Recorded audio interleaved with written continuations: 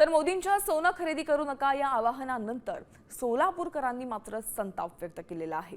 आपण पाहतोय पंतप्रधान नरेंद्र मोदी यांनी मोठं विधान केलेलं आहे। पुढील 1 वर्ष तरी सोनं खरेदी करू नका असं ते म्हटलेलं आहे आणि त्यावरून आता सोलापूरकरांनी संताप व्यक्त केलाय। तुमची राष्ट्रभक्ती ललकार रही आहे, बरोबर आहे, पण तुम्ही राष्ट्रभक्तीच्या नावाने कारागीर लोकांना उपाशी मारण्याचे तुम्ही राष्ट्रभक्ती दाखवा लागला।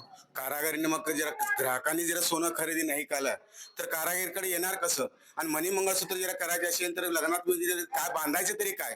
तुम्हीच एक मंगळसूत्र बांधून तुम्ही सगळे टिकलाव नाही तर लोकांनी पण मंगळसूत्र बांधू नये का? अशी तुम्ही उद्देश देत आहात का? असे आम्हाला वाले आपण उद्या कारागिरीला काम नाही मिळाला तर आमच्या बायका लेकरांना सांभाळायचं कोणी?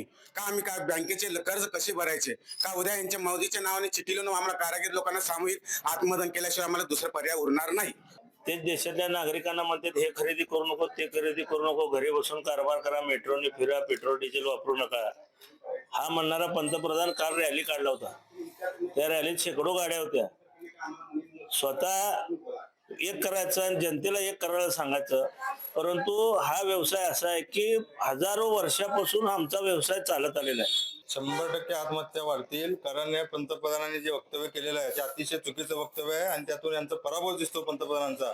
कारण या इंडस्ट्रीमध्ये, ज्वेलरी आणि जेम्स इंडस्ट्रीमध्ये देशात जवळ कमीत कमी 70 ते 80 लाख लोक काम करतात। त्यांच्यावर उपासमारीची वेळ येऊ शकणार आहे। सोनं घेतलं तर आम्हाला उपयोग जाऊ द्या, आजार पडलं काय केलं तर सोनं ठेवतो आम्ही दाखवतो। सरकारनं काय मला पैसे देणार आहे का? जीवाला आलं आम्ही मेलं तर काय सरकारनं पैसे देणार आहे आम्हाला?